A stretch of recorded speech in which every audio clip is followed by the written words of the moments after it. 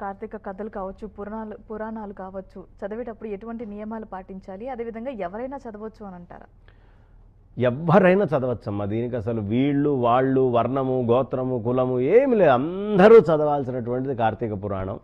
ఇందులో ఇంకా విశేషం ఏమిటయ్యా అంటే, ఈ కార్తీక పురాణానికి ఉదయాన్నే లేచి చక్కగా స్నానం ఆచరించుకొని దీపారాధనలన్నీ కూడా తులసి చెట్టు దగ్గర అక్కడ పూజ చేసుకొని దామోదర ప్రీతిగా అంటే పరవిష్ణుమూర్తి యొక్క ప్రీతిగా చక్కగా ధాత్రి వృక్షం కింద వెలిగించి పెట్టుకోవడం, ఆ దీపాలన్నీ కూడా అక్కడ వెలిగించుకోవడం అనేటటువంటిది, వాటికి పూజ చేసుకోవడం, గోవులకి పూజ చేసుకోవడం, ఇలాంటివన్నీ చేసి శివనామం చేసుకుంటూ ఆ పరమేశ్వరుణ్ణి ఆరాధన చేసుకోవడం, ఇవన్నీ చేస్తూ చక్కగా ఈ కథల్ని చెప్పుకొని దానం ఇవ్వగలిగితే సాలగ్రామ దానం ఇవ్వచ్చు.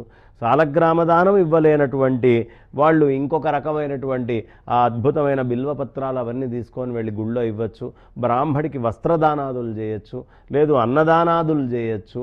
ఏ రకమైనటువంటి దానం చేసినా అది సహస్ర గుణితం అవుతుంది కార్తీక మాసంలో అని మన పెద్దవాళ్ళందరూ చెప్తారు. అలా చక్కగా ఆ విధమైనటువంటి పనులు చేయొచ్చు. బ్రహ్మాండమైనటువంటి కార్తీక మాసంలో ఉసిరిక చుట్టు చెట్టు ఆ మానును చూసుకొని ప్రదక్షిణాలు చేయొచ్చు. ఉసిరి చెట్టు కింద సాయంత్రం పూట నక్తం ఉండి, అంటే నక్తము అంటే ఉదయం దాకా తినకుండా ఉండి రాత్రిపూట తినడం. నేను పూర్తిగా రాత్రి దాకా ఉండలేను అంటే కాస్త 3:30 అయ్యేటప్పటికి ఛాయానక్తము అంటారు. 3:30-4కి మనం నిల్చొని ఉంటే మన నీడ రెండింతలు అవుతుంది కదా, ఆ రెండింతలు అయ్యేంత నీడబడ్డప్పుడు తింటే దాన్ని ఛాయానక్తము అంటారు.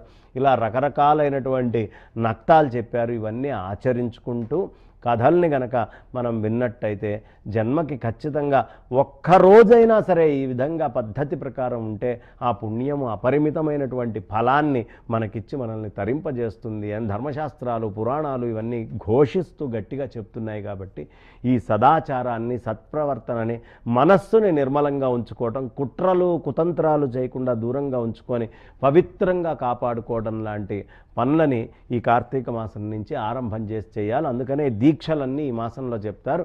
ఈ మాసములో మనస్సుని పవిత్రంగా ఒడిసిపడితే అది సంవత్సరం అంతా పవిత్రంగా ఉండడానికి సహకారిగా ఉంటుంది అని మన పెద్దవాళ్ళు చెప్తారమ్మా. అది